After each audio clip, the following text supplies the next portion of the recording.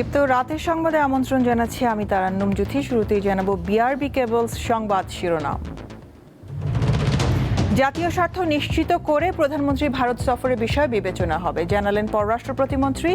বিভিন্ন দিক পর্যালোচনার পর সিদ্ধান্ত।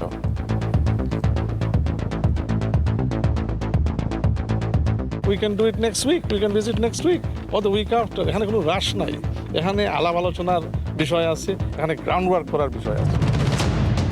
দ্বীপ জেলা ভোলাকে সড়ক নেটওয়ার্কে যুক্ত করার সিদ্ধান্ত প্রধানমন্ত্রীর। নির্মাণ হবে মহাসড়ক, প্রকল্প দ্রুত এগিয়ে নিতে সংশ্লিষ্টদের নির্দেশ।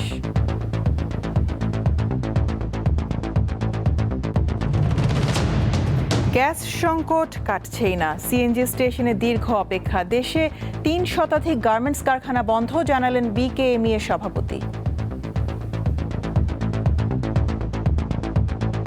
কেউ আংশিক, কেউ সম্পূর্ণভাবে বন্ধ আছে। এই সংকটকালে মিনিমাম ৩ শতাধিক ফ্যাক্টরি পুরোপুরি বন্ধ ছিল।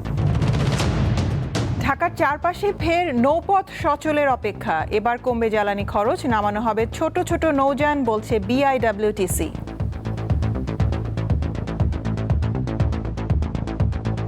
১০-১৫ জনের এইরকম ছোট আকারে নিয়ে আসা যায়, সেক্ষেত্রে দ্রুত ছাড়া যাবে এবং একটু স্পিডও বেশি থাকবে।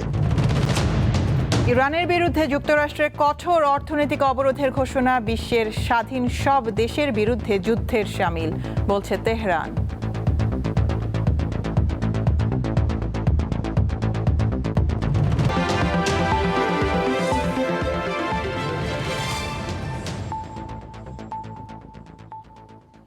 জাতীয় স্বার্থ নিশ্চিত করে প্রধানমন্ত্রী তারেক রহমানের ভারত সফরের বিষয়টি বিবেচনা আনা হবে বলে জানিয়েছেন নতুন পররাষ্ট্র প্রতিমন্ত্রী হুমায়ুন কবির। সকালে জাতীয় স্মৃতিসৌধে মহান মুক্তিযুদ্ধের বীর শহীদদের প্রতি শ্রদ্ধা জানানোর পর তিনি বলেন, বিভিন্ন বিষয়ে পর্যালোচনা করেই সিদ্ধান্ত নেওয়া হবে। দায়িত্ব নেওয়ার পর মুক্তিযুদ্ধের বীর শহীদদের প্রতি শ্রদ্ধা জানাতে জাতীয় স্মৃতিসৌধে যান নতুন 4 মন্ত্রী ও 2 প্রতিমন্ত্রী। শ্রদ্ধা জানানোর পর শহীদদের আত্মার মাগফিরাত কামনা করেন তারা। এ সময় প্রধানমন্ত্রী সম্ভাব্য ভারত সফর নিয়ে প্রশ্নের জবাব দেন পররাষ্ট্র প্রতিমন্ত্রী হুমায়ুন কবির। বলেন, বিভিন্ন বিষয় পর্যালোচনা করে সিদ্ধান্ত নেওয়া হবে। ভারত যদি কালকের ভিতরে আমরা একটা অনেকে পারি, we can do it next week, we can visit next week or the week after. এখানে কোনো রাশ নাই, এখানে আলাপ আলোচনার বিষয় আছে, এখানে গ্রাউন্ড ওয়ার্ক করার বিষয় আছে। Good start. এখন দেখি বাকি আলোচনা একটু প্রোগ্রেস হোক এবং আলোচনার ভিত্তিতে আমাদের ন্যাশনাল ইন্টারেস্টের ভিত্তিতে আমরা অবশ্যই যাব যখন দ্য টাইম ইজ। শ্রদ্ধা নিবেদন শেষে গণমাধ্যমের সাথে কথা বলেন মন্ত্রীরা। দেশের সংকট মোকাবিলা, জাতীয় স্বার্থ রক্ষা এবং প্রশাসনে গতি আনার লক্ষ্যে কাজ করার কথা জানান তারা। আমরা কাজ করব, আমরা কাজগুলো সঠিকভাবে এগিয়ে নিয়ে যাওয়ার জন্য অ্যাডজাস্টমেন্ট যেটা প্রয়োজন হয় সেটা করবে। এটা তো দুনিয়ার সব ক্ষেত্রেই হয়ে থাকে। কাজে এইটা নিয়ে আপনারা অতিরিক্ত কোনো বিশেষ গুরুত্ব আরোপের কোনো প্রয়োজন আমি দেখি না। 6 মাসের মধ্যে আমরা অনেক দূর কাজ এগিয়ে নিয়েছি। এখন এক্সিকিউশন করার জন্য যে সময়টি দরকার সেই সময়টি আমাদের লাগবে। আল্লাহর রহমতে আমরা মনে করি আগের চেয়ে অনেক অনেক গুণে এই মন্ত্রণালয় ভালো করবে। দেশবাসীর কাছে দোয়া চাই যাতে সততার সাথে নিষ্ঠার সাথে ভালোভাবে কাজ করতে। তো আমার বিশ্বাস ইনশাল্লাহ আপনারা সবাই সহযোগিতা করলে, দেশবাসীর সাথে থাকলে ইনশাল্লাহ ভালোভাবেই করবেন ইনশাল্লাহ কাজ। পরে তারা শ্রদ্ধা জানান শহীদ রাষ্ট্রপতি জিয়াউর রহমান এবং সাবেক প্রধানমন্ত্রী খালেদা জিয়ার সমাধিতে। এ সময় বিশেষ মোনাজাতে অংশ নেন নতুন 4 মন্ত্রী ও 2 প্রতিমন্ত্রী। স্বস্তিকা সিংহ, দীপ্ত সংবাদ, ঢাকা। পররাষ্ট্র মন্ত্রণালয়ের কাজের পরিধি ও গতি বাড়াতে 2 জন প্রতিমন্ত্রী দেওয়া হয়েছে। দুপুরে রাজধানীর একটি হোটেলে সাংবাদিকদের প্রশ্নের জবাবে এই কথা জানান পররাষ্ট্র প্রতিমন্ত্রী শামা ওবায়দ ইসলাম। অন্য প্রতিমন্ত্রী হলেন হুমায়ুন কবির। পররাষ্ট্র মন্ত্রণালয়ের কাজ অনেক, এবং আপনারা জানেন যে আমাদের পররাষ্ট্রমন্ত্রী ইউএনজি প্রেসিডেন্সি উনি জয়লাভ করেছেন। আগামী 1 বছর উনি অত্যন্ত ব্যস্ত থাকবেন। তো অবশ্যই মন্ত্রণালয়ের কাজের সুবিধার্থে এবং সরকারের কাজ আরও বেগবান করার লক্ষ্যে সরকার অবশ্যই যে সিদ্ধান্ত নেবে সেই সিদ্ধান্ত অনুযায়ী কাজ হবে। অবশ্যই উনি তো পররাষ্ট্র উপদেষ্টা হিসেবে কাজ করছিলেন এবং আগেও আমরা যখন বিরোধী দল ছিলাম তখনও উনি পররাষ্ট্র বিষয়ক কাজ করেছেন। তো অবশ্যই ওনার তো সেই এক্সপিরিয়েন্স আছেই। রাষ্ট্রপতি মির্জা ফখরুল ইসলাম আলমগীর সাভারের জাতীয় স্মৃতিসৌধে মহান মুক্তিযুদ্ধের বীর শহীদদের প্রতি শ্রদ্ধা জানিয়েছেন। সকাল 10:22 তিনি শ্রদ্ধা নিবেদন করেন। পুষ্পস্তবক অর্পণের পর কিছুক্ষণ নীরবে দাঁড়িয়ে মহান মুক্তিযুদ্ধের বীর শহীদদের স্মৃতির প্রতি গভীর শ্রদ্ধা জানান রাষ্ট্রপতি। এ সময় 3 বাহিনীর একটি চৌকস দল তাকে গার্ড অব অনার প্রদান করে।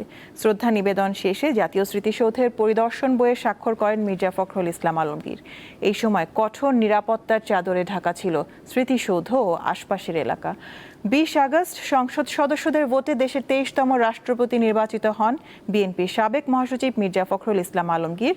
21 আগস্ট সন্ধ্যায় বঙ্গভবনে তিনি শপথ নেন।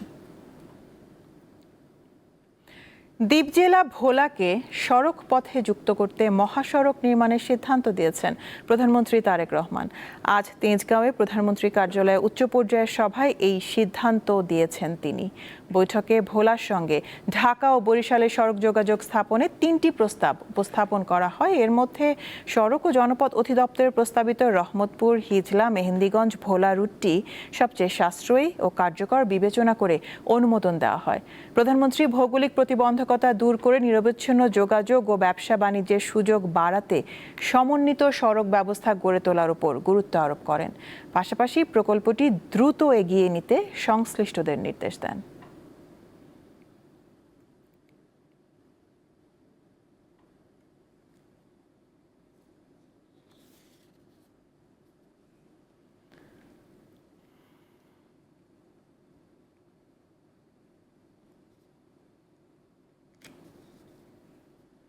রাজধানীতে গ্যাস সংকট কাটছেই না।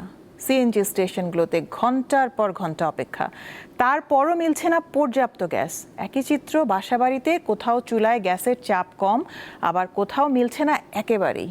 এতে ভোগান্তিতে পড়েছেন নগরবাসী। সকাল থেকে সিএনজি স্টেশনের সামনে গ্যাসের জন্য অপেক্ষা। ঘন্টার পর ঘন্টা লাইনে দাঁড়িয়ে থেকেও প্রয়োজন অনুযায়ী গ্যাস পাচ্ছেন না চালকেরা। চলমান গ্যাস সংকট কোনোভাবেই যেন কাটছে না। সিএনজি স্টেশনগুলোতে গ্যাসের কাঙ্ক্ষিত চাপ না থাকায় ভোগান্তিতে পড়ছেন চালকেরা। সিএনজি স্টেশনে অপেক্ষার কারণে সময় ও আয় হারাচ্ছেন চালকেরা। প্রয়োজনের তুলনায় কম গ্যাস পাওয়ায় হতাশ তারা। 4 ঘন্টা 5 ঘন্টা লাইনে দৌড়া বয়া থাকি, 4 ঘন্টা 5 ঘন্টার মধ্যে মাত্র 100 টাকা 50 টাকার গ্যাস ঢুকে। এইরকম হলে আমরা কেমনে গাড়ি চালাবো? মালিকরে জমা দিয়ে আমরা খালি পকেটে বাইক যাই। আর রাত্রিবেলা মাঝে মাঝে আমরা রাত 1টার সময় সিরিয়াল দিই, সকাল 7টা 8টা বাজে যায় রাতে, সেখানে ঢোকে 200 থেকে 250 টাকার গ্যাস। খুবই ভোগান্তি, এটা বলে বোঝাতে পারবো না। আপনারা দেখতেছেন একটা দুইটা দিন না, প্রায় একটা মাস ধরে এই অবস্থা। 350 টাকা গ্যাস লাগে, সারা পাইছিল 38 টাকা গ্যাস। তাহলে কীভাবে সম্ভব? গাড়ি কীভাবে চললো? শুধু যেমন গ্যাস নাই, সেল যেমন কমে গেছে, তেমনিভাবে আমাদের সিস্টেম লস হচ্ছে। অনেক পাম্প সিস্টেম লসের কারণে বন্ধ রাখছে। শুধু পরিবহন খাতেই নয়, সংকটের প্রভাব পড়েছে বাসাবাড়িতেও। ফলে রান্নাবান্নায় চরম ভোগান্তিতে বাসিন্দারা। সারাদিনে একটা ডিম বাইজা বাচ্চাদেরকে খাওয়ানো যায় না। এই যে সকালে ভাত বসাইছে, এখনো পানি গরম হয় নাই। গ্যাস থাকে না, পানি থাকে না, কারেন্ট থাকে না। আমরা সাধারণ মানুষ কিভাবে রান্না করে খাম? আর কারেন্ট না থাকলে আমরা কিভাবে, কারেন্টের চুলা কিনে নিয়ে রান্না করবো? হ্যাঁ, তো সিস্টেম নেই। যানবাহন কিংবা বাসাবাড়ি কোথাও এখনো গ্যাসের সরবরাহ স্বাভাবিক হয়নি। এ সমস্যার সমাধান কবে হবে সেদিকে তাকিয়ে সাধারণ মানুষ।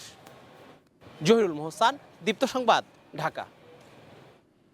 এদিকে দীর্ঘদিনের গ্যাস সংকটে সারা দেশে 3 শতাধিক গার্মেন্টস কারখানা বন্ধ হয়ে গেছে বলে জানিয়েছেন Bangladesh knitwear manufacturers and exporters association BKME এর সভাপতি মোহাম্মদ হাতেম। এতে রপ্তানি শতকরা 40 থেকে 50% পর্যন্ত ক্ষতিগ্রস্ত হয়েছে বলে দাবি করেন তিনি। আজ নারায়ণগঞ্জে বিকেএমই কার্যালয়ে সাংবাদিকদের তিনি এই কথা বলেন। কেউ আংশিক, কেউ সম্পূর্ণভাবে বন্ধ আছে অন্তত। তবে এই ক্ষেত্রে বলা যায় বন্ধ অন্তত এই সংকটকালে মিনিমাম 300 শতাধিক ফ্যাক্টরি পুরোপুরি বন্ধ ছিল। সরকার যেন আমাদেরকে সুনির্দিষ্ট একটা দিক নির্দেশনা দেয়। আমরা কি করব? আমরা কি ভবিষ্যতে ইন্ডাস্ট্রিয়ালাইজেশনের ক্ষেত্রে আমরা কি গ্যাসের উপর নির্ভরশীল থাকবো, নাকি অল্টারনেটিভ আমরা অন্য কোনো এলপিজি অথবা আমাদের সোলার অথবা আমাদের যে কোল বেস বয়লারের দিকে আমরা যাব? অর্থমন্ত্রী আমির খসরু মাহমুদ চৌধুরী বলেছেন, গ্যাস ও বিদ্যুৎ সমস্যার সমাধানে সময় লাগবে। সরকার সর্বাত্মক চেষ্টা করছে এবং প্রয়োজনীয় সম্পদ কাজে লাগাচ্ছে। ধীরে ধীরে পরিস্থিতির উন্নতি হবে। আজ Dhaka chamber of commerce and ইন্ডাস্ট্রির এক অনুষ্ঠানে তিনি কথা বলেন। আমরা এতগুলো পলিসি দিচ্ছি, এতগুলো রিফর্ম করছি, এত ডিরেগুলেশন করছি এবং প্রাইভেট সেক্টর ফ্রেন্ডলি যত কিছু দরকার আমরা সাপোর্ট দিচ্ছি, কিন্তু বিদ্যুৎ গ্যাসের সমস্যা তো আমরা তো একদিনে সমাধান করতে পারবো না। এটা তো আমরা একটা ইনহেরিট করেছি একটা প্রবলেম। আমরা যদি সব রিসোর্সও মোবিলাইজ করি, সরকারের সব ধরনের চেষ্টাও করি, আমরা এই সময়টাকে আমাদের নিয়ন্ত্রণে নাই, এটা আমাদের বাইরে। নদী দূষণ ও নাব্যতা সংকটের চ্যালেঞ্জ নিয়েই ফের ঢাকার চারপাশের বৃত্তাকার নদীপথ সচল করার উদ্যোগ নিয়েছে সরকার। এতে প্রশ্ন উঠেছে, অতীতে শত কোটি টাকা খরচের পর যেই প্রকল্প ব্যর্থ হয়েছে সেই সেবা আবার চালু করলে কি লাভ? বাংলাদেশ অভ্যন্তরীণ নৌ পরিবহন কর্পোরেশন BIWTC জানায়, এবার জ্বালানি খরচ কমবে আর ছোট হবে নৌযান।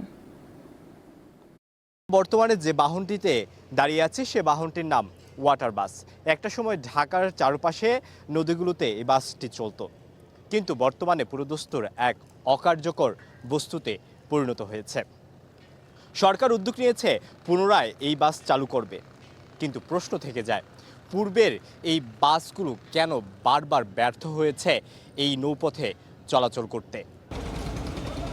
রাজধানী ঢাকাকে ঘিরে তুরাগ, বুড়িগঙ্গা, শীতলক্ষ্যা ও বালু, এই 4 নদ নদী। মনে করা হয় এই নদীপথ ব্যবহার করে যদি ঢাকার চারপাশে বৃত্তাকার নৌযান চলাচল চালু করা যায়, তাহলে ঢাকার ভিতরের সড়কপথে যান চলাচলের চাপ কমবে। সেই ধারণা থেকেই 2004 সালে আশুলিয়া থেকে সদরঘাট পর্যন্ত 2টি ছোট লঞ্চ দিয়ে প্রথম ওয়াটার বাস সেবা উদ্বোধন হয়। যদিও কিছুদিন পর ওই সেবা বন্ধ হয়ে যায়। 2010 সালে MV বুড়িগঙ্গা ও MV তুরাগ নামের 2টি ওয়াটার বাস এই রুটে নামানো হয়। 2014 সালে 2 ধাপে নামানো হয় আরও 10টি, কিন্তু এক পর্যায়ে তা পুরোপুরি বন্ধ হয়ে যায়। ওয়াটার বাস সেবা বন্ধ হওয়ার অন্যতম কারণ যাত্রী ও পর্যাপ্ত ঘাট না থাকা। তো আমরা নামি দেখা যায় ঠোডায় অথবা মাতর বাজার, কিন্তু আমাদের এই জায়গায় ওদের ঘাট ছিল না। নদী পথে আসলে অ্যাকচুয়ালি জিনিসটা অনেকটা সুবিধা হয়, মানুষের স্বস্তি প্লাস অনেকটা ভালো। আশা করি এটা হলে আমাদের জন্য ভালো হবে। পুরানো সমস্যাগুলো মাথায় রেখে এবার নতুন রূপে ফিরেছে ওয়াটার বাস সেবা। প্রকল্পে যুক্ত হতে পারে বেসরকারি খাত। এছাড়া ব্যয় সংকোচন, নদী পরিষ্কার ও পাড়ের পরিবেশ উন্নয়ন সহ বেশ কয়েকটি বিষয়ে গুরুত্ব দেওয়া হয়েছে। 10-15 জনের এইরকম ছোট আকারে নিয়ে আসা যায়, সেক্ষেত্রে দ্রুত ছাড়া যাবে এবং একটু স্পিডও বেশি থাকবে। সোলার প্যানেল এখানে সংযুক্ত করে এই যানগুলি চালায়, ওয়াটার বাসগুলি চালায়, তাহলে আমার মনে হয় লাভবান হওয়ার সুযোগ আছে, পাশাপাশি জনগণের সেবা দেওয়ারও সুযোগ থাকবে। পুরনো ওয়াটার বাস সেবাগুলোর মধ্যে বেশিরভাগই এখন অচল অবস্থায় পড়ে আছে।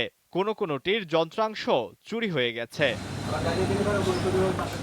আলোয়ান খান, দীপ্ত সংবাদ, ঢাকা। কলকাতার নিউ মার্কেট এলাকায় হোটেলে অগ্নিকাণ্ডে নিহত 6 বাংলাদেশির মরদেহ আজ দেশে আনা হয়েছে। বেনাপোল ও ভোমরা স্থলবন্দরে 2 দেশের আনুষ্ঠানিকতা শেষে মরদেহগুলো স্বজনদের কাছে হস্তান্তর করা হয়। বিকেলে বেনাপোলে হস্তান্তর করা হয় 5টি মরদেহ। এর মধ্যে কুষ্টিয়ার সাংবাদিক দেবাশিস দত্ত, তার স্ত্রী, ছেলে ও শ্বশুরের মৃতদেহ রয়েছে। আরেকটি মরদেহ হলো সাভারের কসমেটিক্স ব্যবসায়ী আহমেদ বাবুর। দুপুর 12টার দিকে সাতক্ষীরা ভোমরা স্থলবন্দর দিয়ে আলিমুজ্জামান নামের আরেক বাংলাদেশির মরদেহ তার স্বজনদের কাছে হস্তান্তর করা হয়। চিকিৎসা নিতে গিয়ে 19 আগস্ট রাতে অগ্নিকাণ্ডের শিকার হয়ে 7 বাংলাদেশি প্রাণ হারান। এই ঘটনায় কলকাতার মির্জা গালিব স্ট্রিটের হোটেল শিখা ইনের মালিক বীরেশ্বর মিত্রকে আজ গ্রেপ্তার করেছে সেখানকার পুলিশ।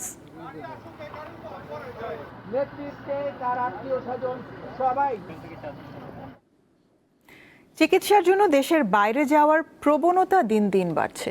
সাধারণ মানুষের অভিযোগ, দেশের অনেক চিকিৎসকের উপর রোগীর আস্থা সংকটের অন্যতম কারণ। এমনটি উঠে এসেছে দীপ্ত টিভির নিয়মিত আয়োজন জনতার কথায়। প্রতি বছর চিকিৎসার জন্য বিপুল সংখ্যক বাংলাদেশি যাচ্ছেন ভারতে।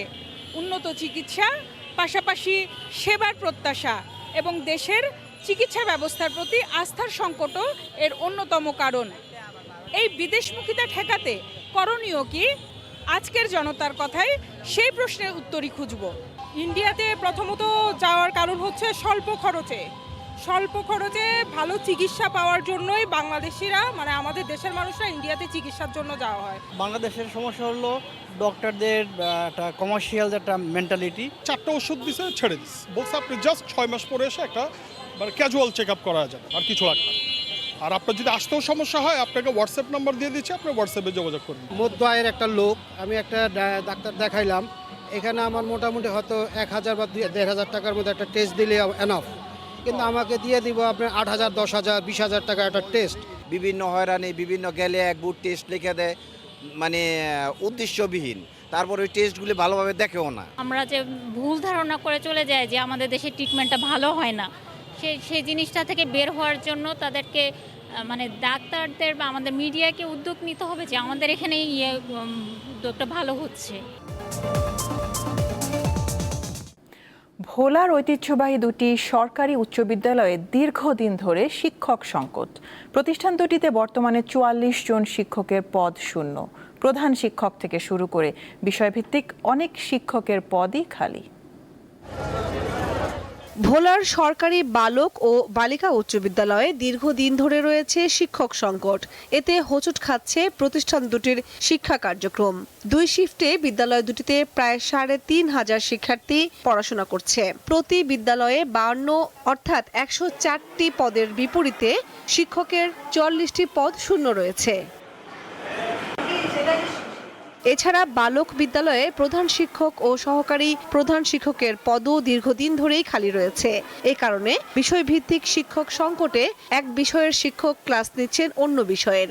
এতে নষ্ট হচ্ছে পাঠদানের গুণগত মান। একজন স্যারের পক্ষে তো এতগুলা ক্লাস দেওয়া সম্ভব না। বায়োলজি ক্লাসে যদি বাংলার শিক্ষক দিয়ে আমাদের ক্লাসটা নেওয়া হয়, তাহলে বায়োলজির যে বেসিক জিনিস সেটা তো আর ওনার মধ্যে নেই। দেখা যাচ্ছে যে যেখানে 2 ক্লাসে বসার কথা, সেখানে 2টা টিচার থাকতো। সে 2 ক্লাসের বাচ্চা যখন এক ক্লাসে একজন টিচার ক্লাস নেয়, পাঠদান দেয়, তখন সেই টিচারও সম্পূর্ণ পাঠদান দিতে পারে না। প্রত্যেকটা বাচ্চা সেটা মাথায় নিতে পারছে না। লেখাপড়ার মান ধরে রাখতে দ্রুত শূন্য পদে শিক্ষক নিয়োগের দাবি জানান শিক্ষকরা। ইংরেজি শিক্ষক ইংরেজি ক্লাস না নিয়ে অন্যের কাছে দিয়া এটা কিন্তু সম্ভব হয়ে ওঠে না। স্টুডেন্ট আসলে বঞ্চিত হচ্ছে। উত্তর 1টা বা 2টা ক্লাস করার পরে তার সঙ্গত কারণে একটু রেস্টের প্রয়োজন হয়।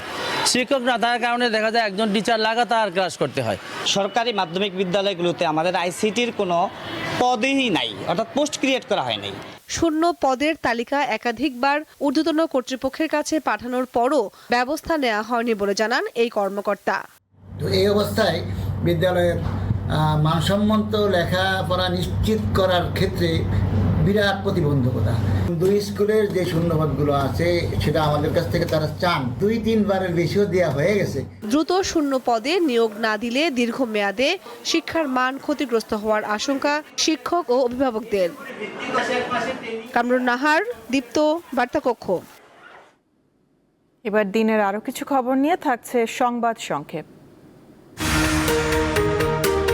রাজবাড়ীর গোয়ালন্দ উপজেলার পৌর জামতলা এলাকায় ফারুক শেখ নামের এক চা দোকানিকে গলা কেটে হত্যা করেছে দুর্বৃত্তরা। পুলিশ তার নিজ ঘর থেকে রক্তাক্ত মরদেহ উদ্ধার করে।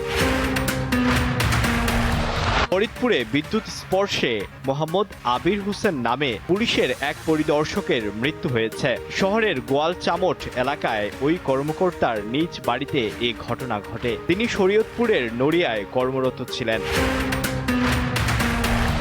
ময়মনসিংহের ঈশ্বরগঞ্জে শনিবার এক যুবক হাতে বড় ছুরি নিয়ে যানবাহন চলাচলে বাধা সৃষ্টি করেন। এতে ত্রিশাল নান্দাইল সড়কে প্রায় 1.5 ঘন্টা যান চলাচল ব্যাহত হয়। পুলিশ রমজান আলী নামের ওই যুবককে আটক করেছে। পরিবারের দাবি তিনি মানসিক ভারসাম্যহীন। সিলেটের ওসমানী নগরে তেলবাহী ট্যাঙ্কার লরি ও সিএনজি চালিত অটোরিকশার মুখোমুখি সংঘর্ষে একই পরিবারের 3 জন সহ 4 জন নিহত হয়েছেন। শনিবার দুপুরে ঢাকা সিলেট মহাসড়কের ব্রাহ্মণগ্রাম এলাকায় এই দুর্ঘটনা ঘটে। আলোয়ান খান, দীপ্ত, বার্তা কক্ষ।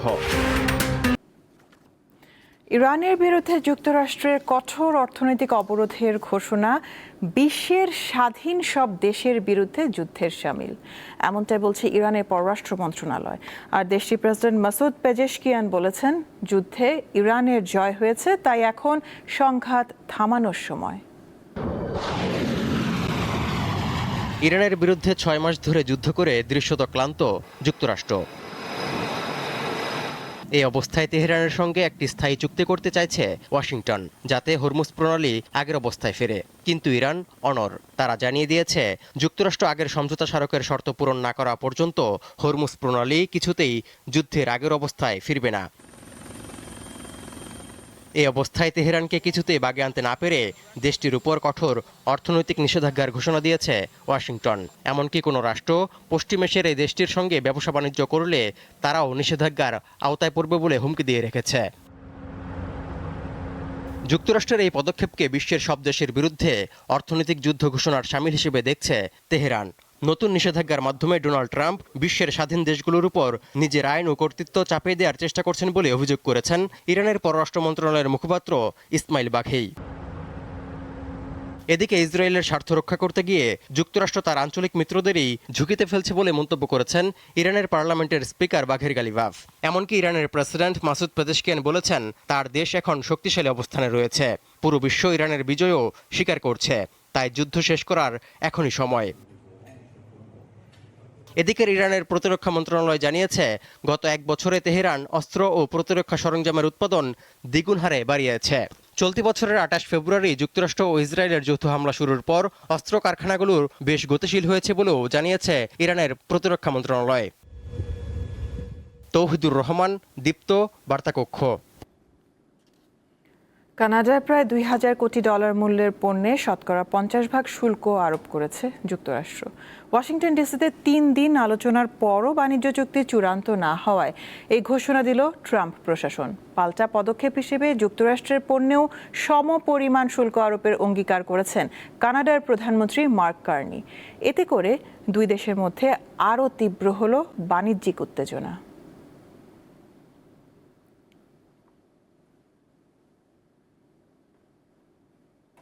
ছাব্বিশ বছর বয়সী এক বিক্রয় কর্মীকে বেলজিয়ামের রাজপুত্র হিসেবে স্বীকৃতি দেওয়া হয়েছে ডিএনএ টেস্টে। দেশটির বর্তমান রাজা ফিলিপের ভাই প্রিন্স লরেন্টের ছেলে হিসেবে প্রমাণ পাওয়ার পর এই স্বীকৃতি দেওয়া হয়। বেলজিয়ামের নতুন এই রাজপুত্রের নাম ক্লেমেন্ট। তিনি গাড়ির শোরুমে কাজ করেন। বেলজিয়ামের সিভিল রেজিস্ট্রিতে তিনি তার পিতা প্রিন্স লরেন্টের নাম নিবন্ধন করেছেন। তবে উত্তরাধিকার সূত্রে রাজার সম্পদের মালিক হলেও ক্লেমেন্ট রাজকীয় কোনো ভাতা পাবেন না, আর বেলজিয়ামের সিংহাসনের ওপরও তার কোনো অধিকার থাকবে না। ক্লেমেন্টের মা ওয়েন্ডি ভ্যান বেলজিয়ামের একজন গায়িকা। প্যারিসের এক ফ্যাশন শোতে পরিচয়ের পর 1990-এর দশকে প্রিন্স লরেন্টের সঙ্গে তার প্রেমের সম্পর্ক হয়, কিন্তু সেই সম্পর্ক বেশি দিন টেকেনি।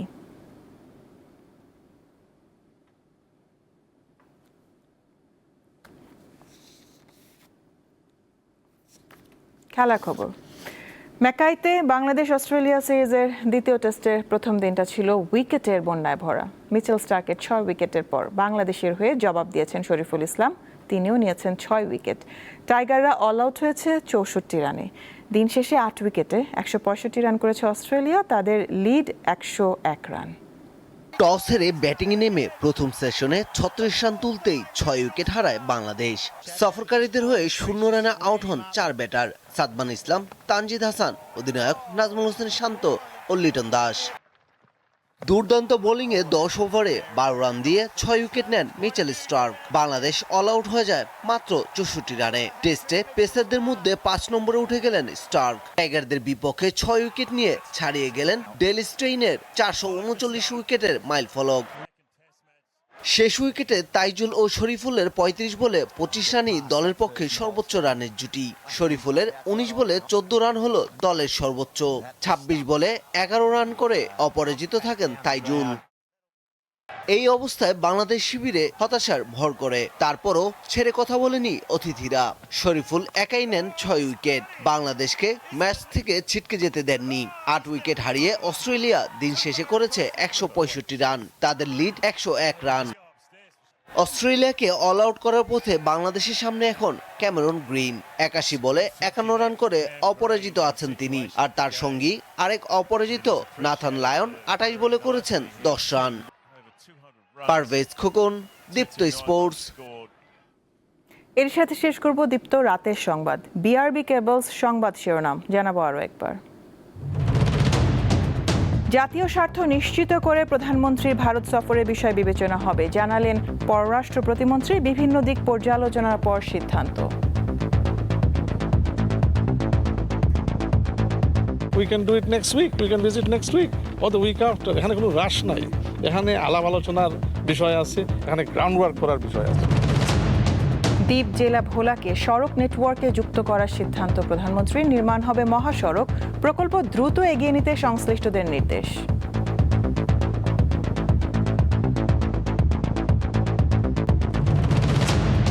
গ্যাস সংকট কাটছেই না, সিএনজি স্টেশনে দীর্ঘ অপেক্ষা। দেশে 3 শতাধিক গার্মেন্টস কারখানা বন্ধ, জানালেন বিকেএমই এর সভাপতি। কেউ আংশিক, কেউ সম্পূর্ণভাবে বন্ধ আছে। এই সংকটকালে মিনিমাম 3 শতাধিক ফ্যাক্টরি পুরোপুরি বন্ধ ছিল।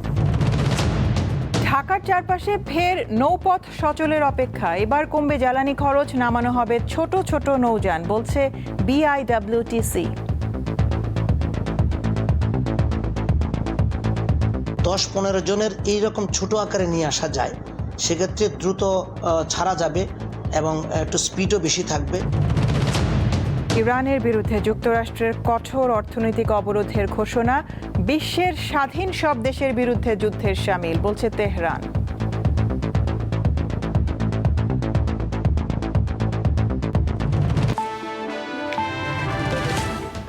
এ ছিল এখনকার মতন। আমি তারান্নুম জুথি বিদায় নিচ্ছি। দর্শক, আরও তথ্য বিনোদনের সংবাদ জানতে যুক্ত থাকুন দীপ্ত টিভি ডিজিটাল প্ল্যাটফর্মগুলোতে। এতক্ষণ সাথে থাকার জন্য ধন্যবাদ সবাইকে।